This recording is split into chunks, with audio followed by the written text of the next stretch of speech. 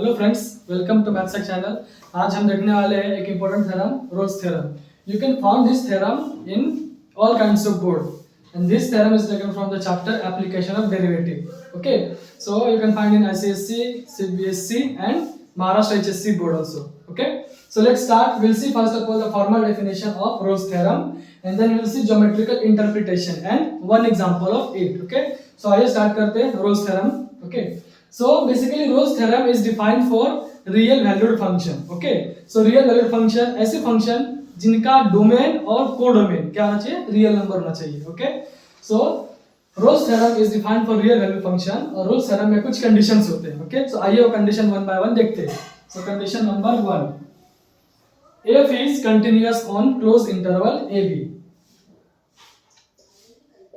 f is continuous on closed interval a b. Okay, so ये जो function f लिया हमने, ये रियल वैल्यूड फंक्शन है जो कि किसी तो भी स्पेसिफिक इंटरवल में हमने डिफाइन किया है, वो उसमें कंटीन्यूअस होना चाहिए, हर पॉइंट पे कंटीन्यूअस होना चाहिए. सेकंड, फंक्शन जो रियल वैल्यूड फंक्शन जो हमने लिया है वो इसके बाउंड्री पॉइंट छोड़ के हर पॉइंट्स पे डिफरेंशिएबल होना चाहिए. Okay, so f is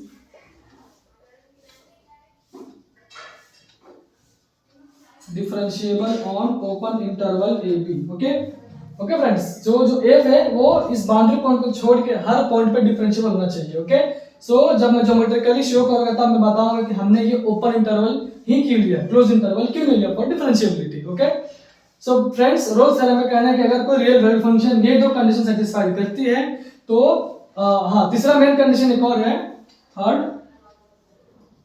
fa is equals to fb. मतलब फ्रेंड्स, फंक्शन की value at two different points must be same. Okay, so friends, Rolle's theorem के अनुसार अगर ये तीन कंडीशन सेटिस्फाइड कर गई तो एक पॉइंट सी ऐसा मिलेगा हमें इस ओपन इंटरवल ए बी में, then there exist a point C belongs to open interval A B such that derivative at that point is 0.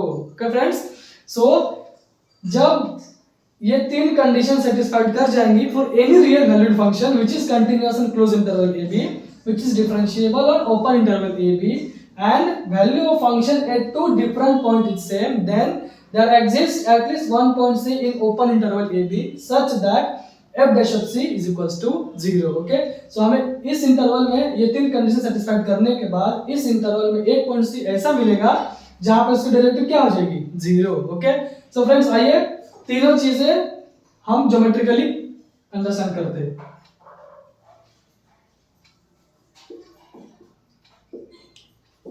ये रहा हमारा x एक्सिस, ये रहा हमारा y एक्सिस. ओके फ्रेंड्स, सो जो भी हम फिगर बनाने वाले, अभी जो भी हम स्केच ड्रॉ करेंगे, ग्राफ ड्रॉ करेंगे, वो इसके अकॉर्डिंग होगा. ओके, क्योंकि फ्रेंड्स रोल्स थ्योरम जो है वो हर एक कर्व के लिए ट्रू नहीं है. This is true for specific curve. Okay, जहां पे तो दो डिफरेंट पॉइंट्स पे फंक्शन की वैल्यू सेम आती है. तो देखा जाए तो बेसिकली की पॉइंट ये है कि ऐसा फंक्शन ले, ऐसा इंटरवल सेलेक्ट करें जहां पे फंक्शन की वैल्यू दो डिफरेंट पॉइंट्स पे सेम आ रही है. ओके, सो इसके हिसाब से देखा जाए तो हमारा ग्राफ का कर्व कुछ इस तरह से होगा. Okay, so suppose this is point x is equals to a, this is point x is equals to b.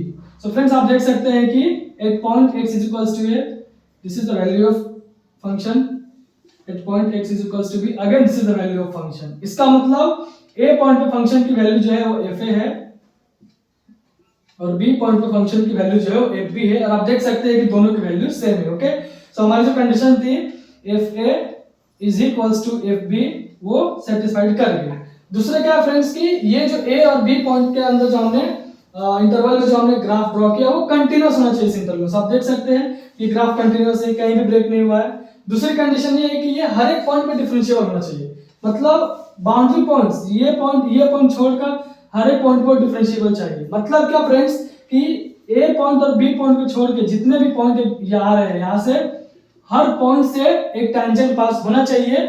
Tangent पास होगा ही जहां से हम इसलिए स्लोप निकाल सकते हैं, मतलब कि उसका डेरिवेटिव ले सकते हैं, मतलब कि यही डिफरेंशिएबल है वो हर पॉइंट से. ओके, और डिफरेंशिएबिलिटी की डेफिनेशन ये बोलती है कि जो जिस किसी भी पॉइंट पे आप डिफरेंशिएशन निकाल रहे हैं, मतलब उस पॉइंट से यूनिक टेंजेंट पास होना चाहिए. ओके फ्रेंड्स, अगर हम यहाँ पे क्लोज इंटरवल मतलब यहाँ पे क्लोज इंटरवल लेते हैं मतलब बाउंड्री पॉइंट्स कंसीडर करते हैं तो क्या होगा बाउंड्री पॉइंट्स पे we can pass more than one tangent.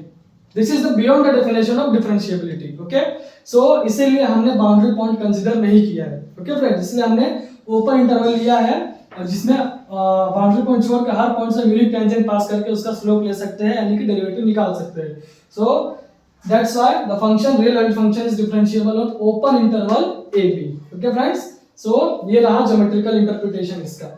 तो थर्ड कंडीशन ये है कि अगर ये सारे कंडीशन सेटिस्फाइड कर गए, जो तीन कंडीशन हमने दिखाया, अगर ये तीन कंडीशन सेटिस्फाइड कर गई तो रोल्स थ्योरम के हिसाब से a और b इस इंटरवल के बीच में एक पॉइंट ऐसा मिलेगा जहां से अगर हम टेंजेंट पास करें, suppose this point is c, जहां से टेंजेंट पास करें तो उसका जो स्लोप है मतलब उसका जो डेरिवेटिव वो 0 आ जाएगी. ठीक है, सो फ्रेंड्स ये तो होगा थ्योरेटिकली, लेकिन ज्योमेट्रिकली आप कैसे देख सकते हो इसको कि यहाँ पे जितने भी सारे पॉइंट्स है, जितने भी सारे पॉइंट्स, हर पॉइंट से हमने टेंजेंट पास करके उसका डेरिवेटिव लिया है मतलब कि स्लोप लिया है.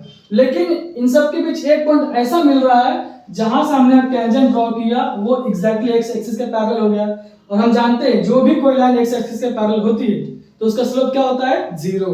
दैट्स व्हाई ये जो पॉइंट मिला हमको x इक्वल टू c, यहां से अगर स्लोप पास करो तो वो क्या हो जाएगी, उसका जो डेरिवेटिव या फिर जो स्लोप होगा वो क्या हो जाएगा 0.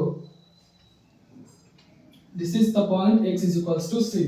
सो ये था बच्चों जो फ्रेंड्स इसका ज्योमेट्रिकल इंटरप्रिटेशन. ओके, सो आशा करता हूं कि फ्रेंड्स आपको ज्योमेट्रिकल इंटरप्रिटेशन रोल्स थ्योरम का समझा हो. अब रोल्स थ्योरम बेसिकली मेन यही था रोल्स थ्योरम का, एक इंटरवल के बीच में एक पॉइंट ऐसा मिलेगा जहां पे डेरिवेटिव 0 हो जाता है.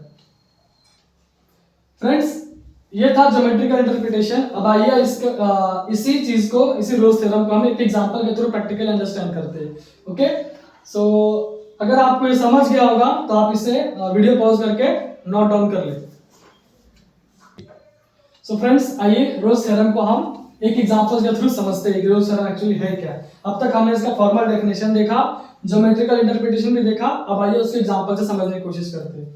So example is fx is equals to sin of x into cos of x. इसको मैंने डिफाइन किया इन द इंटरवल 0 to पाई.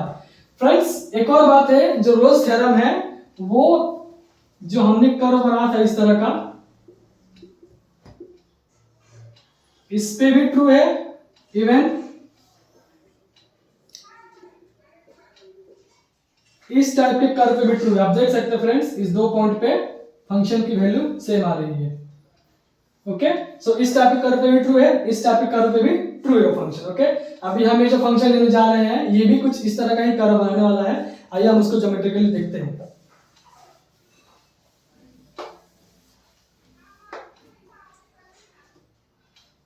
ये हो गया हमारा y एक्सिस, ये हो गया x एक्सिस. थोड़ा बड़ा बना देते हैं इसे. Okay, so friends fx is equal to sin x into cos x. इसका ग्राफ कुछ इस तरह से होगा, ये 0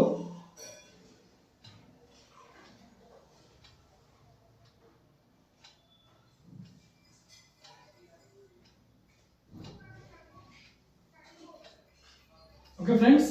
सो देखिए ये 0, ये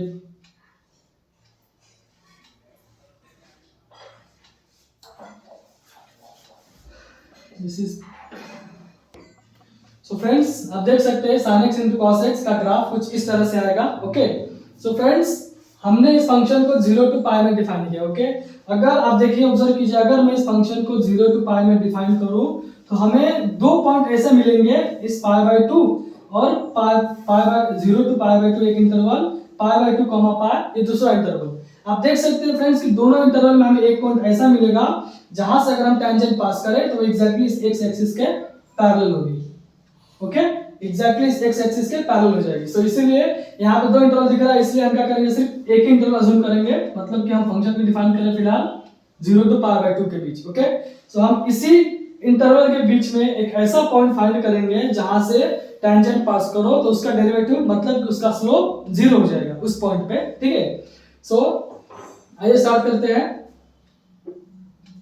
सो फ्रेंड्स पहला हम देखेंगे कि ये तीन कंडीशन रोल्स थ्योरम को वेरीफाई करता है या नहीं. सो आप देखिए फ्रेंड्स 0 to π/2 के बीच में फंक्शन कंटिन्यूअस भी है, except this boundary points we can see the function is differentiable at each and every point, हर एक पॉइंट से हम टेंजेंट पास कर सकते हैं। तीसरी कंडीशन ये है कि जो इंटरवल हमने लिया 0 to π/2, okay, so two distinct point पे फंक्शन की वैल्यू सेम होनी चाहिए, राइट। तो आप देख सकते हैं at x is equals to a is equal to 0, so f of 0 क्या है, देखिए x एक्सिस पे ही है, मतलब ओरिजिन पे, तो 0, and f of π/2, अगर हम यहाँ पे π/2 पुट करते हैं तो sin π/2 is 1, cos π/2 is 0, so देखिए तो f of π/2 पे भी एग्जैक्टली यहाँ पे ज्योमेट्रिकली दिख रहा है कोई x एक्सिस पे ही है, मतलब कि 0 है, यहाँ पे भी 0 पे भी वो 0 है, ओके। इसका मतलब ये जो थर्ड कंडीशन है ये भी सेटिस्फाइड हो गई कि टू डिस्टिंक्ट पॉइंट पे फंक्शन की वैल्यू सेम आ गई, ओके फ्रेंड्स। ये देखिए f of 0 is equals to sin 0 into cos 0 is equals to 0, and f of π/2 is equals to sin π/2 into cos π/2 is equals to 1 into 0 is equals to 0। so आप देख सकते हैं friends f of 0 is equals to f of π/2, मतलब दो distinct point पर function की value same आ गई, right. मतलब कि तीनों कंडीशन हमने वेरीफाई कर दिया, मतलब रोल्स थ्योरम जो है वो होल्ड हो रहा है, ओके। अगर होल्ड हो रहा है इसका मतलब क्या, इन दो पॉइंट्स के बीच एक ऐसा पॉइंट मिलेगा जहां से अगर हमने टेंजेंट पास किया तो वो किसके पैरेलल होगा, x के एक्सिस के पैरेलल होगा। इससे क्या होगा, जो लाइन जो टेंजेंट पास किया उसकी डेरिवेटिव या फिर उसका स्लोप 0 हो जाएगा, ओके। अब ऐसा अज्यूम करते हैं फ्रेंड कि हमें वो पॉइंट, इन दोनों के बीच का जो पॉइंट हमें नहीं पता, राइट। ऐसा अज्यूम किया हमने कि वो पॉइंट जो है वो C है, राइट। सो रोल्स थ्योरम के हिसाब से अगर वो पॉइंट C है तो उसका डेरिवेटिव क्या हो जाती है 0, मतलब f dash of C क्या हो जाएगा 0। So initially we will find f dash of C, okay. So पहले हम फाइंड करते हैं f dash of x। So friends यहाँ पे u into v का रूल लगने वाला है, तो मैं डायरेक्ट करूंगा अभी u into derivative of v, okay. So this is sin x into minus cos x plus, हो फ्रेंड आप सभी को u into v का रूल पता होगा, keep as it is sin x and take the derivative of cos x plus take the derivative of cos x is, sorry friends, derivative of cos x is minus sin x and keep cos x as it is, take the derivative of sin x is cos x, okay। so this is something, f dash of x is equals to minus of sin square x plus cos square x। so in short हमारा f dash of x क्या आ गया, cos square x minus of sin square x। और ये friends ये क्या है, ये है cos of 2x का formula. so f dash of x is equals to cos 2x, okay. But हमें क्या चाहिए, एक पॉइंट C चाहिए, ये जो x है जनरल पॉइंट है, यहाँ सारे पॉइंट्स के लिए निकाला हमने, ओके। लेकिन हमें एक ऐसा C पॉइंट चाहिए जहां से अगर टेंजेंट पास करो तो उसका जो डेरिवेटिव मतलब स्लोप है वो क्या हो जाना चाहिए, 0 हो जाना चाहिए। तो वो पॉइंट हमने क्या कंसीडर किया था, C पॉइंट। सो ले लीजिए f dash of C is equals to cos of 2C, but हमें f dash of C क्या चाहिए था 0। सो 0 is equals to cos of 2C। हम जानते हैं कि cos के एंगल में 0 कब आता है, कौन सा एंगल में 0 आता है, π/2 में। So it is cos of π/2 is equals to cos of 2C, okay। so cos of π/2 is equals to cos of 2C, right। so we know take cos inverse on both sides, we'll get 2 π/2 is equals to 2C, right। shift 2 towards the denominator, so we get C is equals to π/4। so you can see friends 0 to π/2 के बीच में π/4 एक ऐसा point है जहां से अगर हमने tangent पास किया तो उसका डेरिवेटिव मतलब कि जो स्लोप होगा वो 0 हो जाएगा। क्यों, हमने तो इसको थ्योरेटिकली वेरीफाई कर लिया है, ज्योमेट्रिकली आप देख सकते हैं यहाँ से इस पॉइंट C जो है अननोन पॉइंट जो C था वो था π/4, वहां से अगर टेंजेंट पास किया तो वो x एक्सिस के पैरेलल हो जाती है, जिस वजह से उसका डेरिवेटिव मतलब उसका स्लोप 0, राइट। प्रैक्टिकली भी देख सकते हैं कि x एक्सिस से पैरेलल है इसलिए उसका स्लोप 0 हो गया, okay. So I hope friends कि आप सभी को समझा हो, ओके। सो आप वीडियो पॉज करके नोट डाउन कर ले। नेक्स्ट लेक्चर हम देखने वाले इसके बाद एक और थ्योरम है, Rolle's Lagrange's mean value theorem, उसे बोलते हैं first mean value theorem. So will see in next lecture, okay. Thank you.